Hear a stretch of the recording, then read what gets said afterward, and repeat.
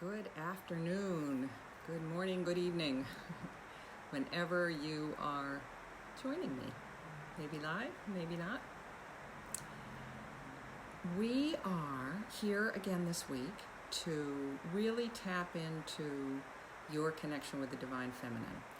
And as I call it, the way that it shows up to us is that we are acknowledging that we all have what I call our inner goddess team within. And what that means is we have those archetypes. Doesn't matter whether you're male or female, this is totally gender neutral. But when we talk about the Divine Feminine and how she shows up in our inner goddess team, it's the qualities that we've needed most to bring back into balance in our still very patriarchal society for a long time, like compassion, honoring our intuition, empathy, being super sensitive, honoring, celebrating our bodies, which get such a bad rap and are objectified and worse in our society. And through our bodies, and particularly, and this does apply to women, our bodies being cyclical beings, cyclical energy, our connection to nature. So all of those qualities that and there's so many more that really represent how the energy of the Divine Feminine. And taking it in very personally, I really believe that we all carry those energies with us, within us, at any given time. And we can tap into them in the form of our inner goddess team, which are archetypes. The goddess is, well, there's a wonderful article that, if I remember, I'll called Why We All Need the Goddess, that was written probably 40 years ago at this point, but just beautiful, by feminist theologian Carol Christ. So that's what we do here each week, is to look at the goddess energy, not as only an archetype, but really as a living, breathing compilation of qualities that we can all embrace.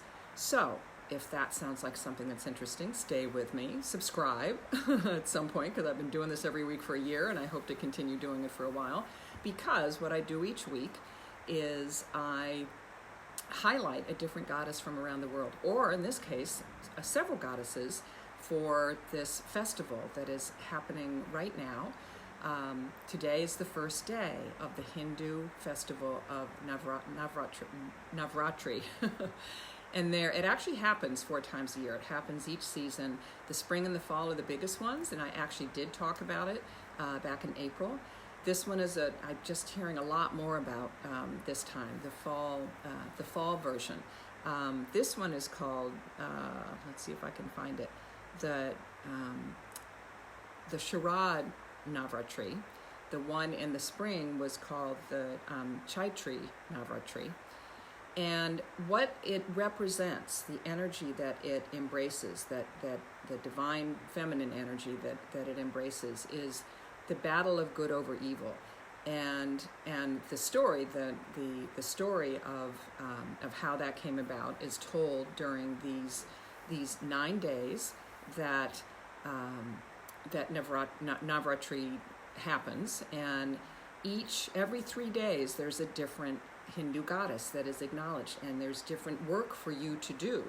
On every day you can actually wear a different color. I will remember to post what that is. Hey Leah, I will remember to post the colors for each day if you really want to embrace that too. For instance, today is yellow.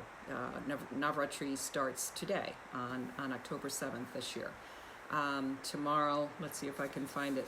Tomorrow is green, and then gray and orange. And if you know anything about color therapy, each color embodies a different energy and invokes different information to come flowing to you, and for you to be thinking in a different way. So lots of information with this. As you know, those of you that have been watching, you know that I try to do this in somewhere between 10 and 14 minutes or so. But this one, this has a lot. These are actually 3 goddesses, but it's such a beloved festival, big celebration in the Hindu tradition, that I wanted to bring them all in. So for the first 3 days, the Divine Feminine the mother, the divine mother, is, and this is Durga. If you can see her, if everybody can see her, both on Instagram and Facebook. This is Durga, and she embodies the destructive power along with Kali. Actually, Kali's another another very powerful. They both embody the destructive, but not, well, it could be destructive in a very big way. But this is the time in these next 3 days, so that's until Sunday, so Thursday, Friday, Saturday, to identify those feelings, those things that are up for you, negative habits, negative mind talk that you want to release, that you want to get rid of. You call on Durga or Kali during that time to do that. And then the next 3 days, starting on Sunday, is the time to honor, where is she? Laksmi. I have all of these Hindu goddesses. I love them. I have goddesses all over my office.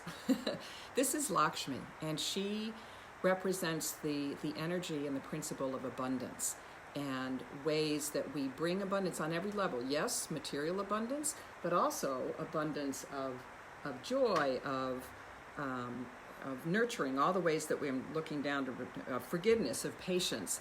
So the work to do in those 3 days, and you can come back and watch this if you really want to take this, day by day, or every 3 days by every 3 days, is to cultivate, to think about people in your life that you need to cultivate patience with, or that you might need to forgive. This is a great time to do letting go, forgiving rituals. So that's the next 3 of this sacred 9-day process. And then the last 3 nights are spent meditating on the divine feminine in terms of her spiritual wisdom bestowing qualities. And that is embodied in the goddess Saraswati, who it's actually kind of big right now in a not very Hindu way. Saraswati is the goddess of wisdom, but it's said that she developed the alphabet. She's who you want to have handy to watch over your computer and anything electronic, and however you communicate and express your ideas. Great time. The reason I said she's great to bring in right now is that we are in the middle of a Mercury retrograde. It's going to go on for another week and a couple days, to just kind of look over things. In terms of Navratri and her celebration in the last 3 days of this festival, this is the time for you to do deep work and look at what are the spiritual practices that maybe have dropped by the wayside, or that you want to recommit to, or maybe that you want to learn at all. Maybe you want to do your own little bit of study about some of these powerful goddesses in the Hindu tradition or anywhere in the world. And then on the 10th day, so that let's see, that takes us to Wednesday, Thursday, Friday, and then next Saturday, if I'm counting right, is the 10th day of Navratri, and that's when you celebrate the Divine Mother in all of her forms.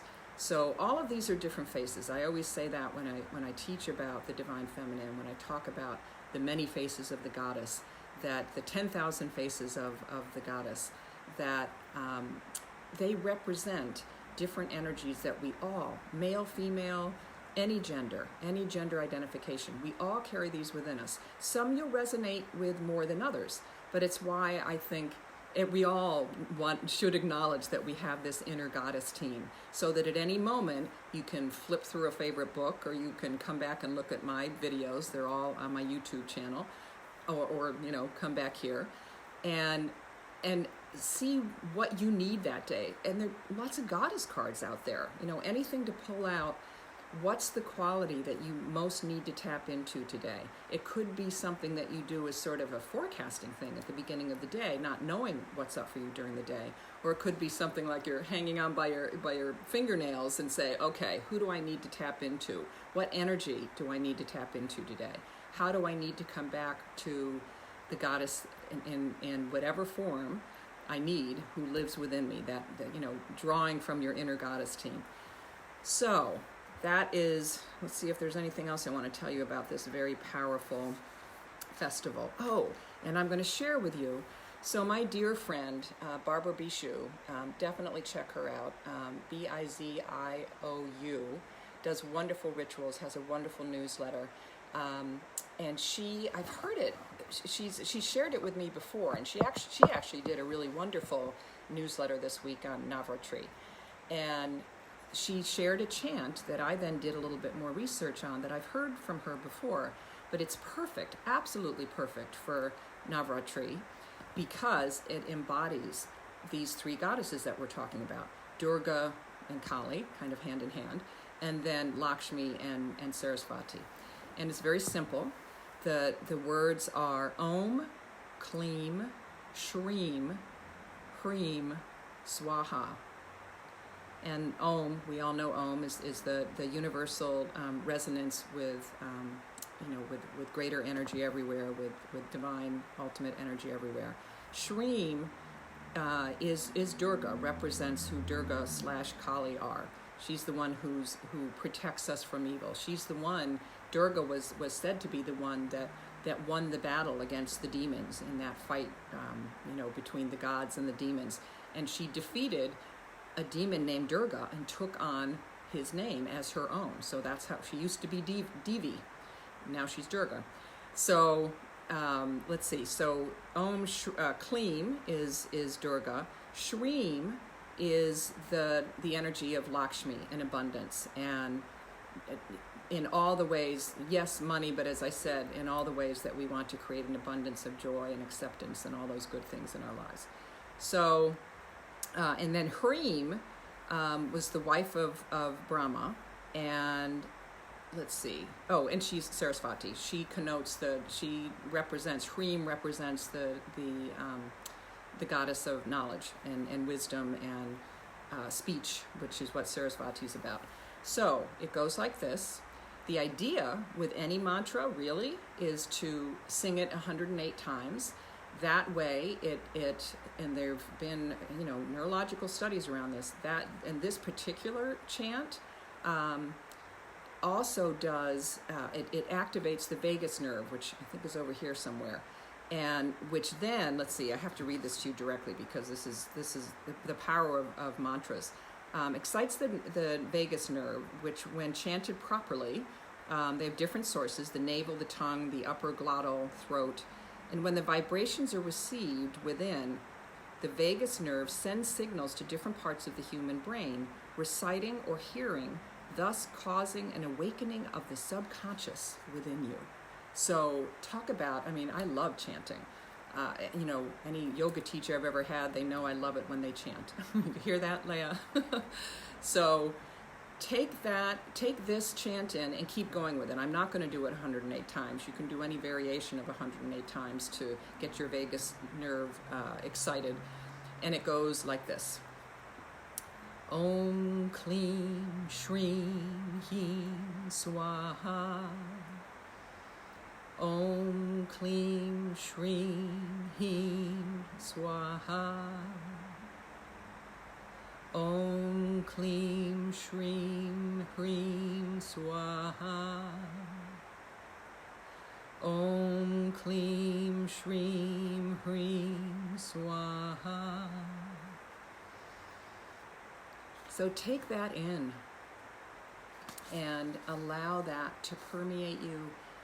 When I sign off here, I invite you to keep singing it. Find a chant online that will guide you through doing it 108 times. There are actually lots of wonderful mantra chants out there so you don't have to count 108 times. So please check out my website, find out when I'm doing my own divinely feminine things, my new moon circles, my full moon meditations, and then we're here. I'm here every either Wednesday or Thursday, depending on my timing. And please, I'd love for you, just if you do any of these things, especially over the next 9 days, I'd love to have your experience of moving through Navratri with each of these three goddesses, or whatever else comes up for you. Thanks so much for being with me, and I'll see you next week. Blessings for a beautiful Navratri.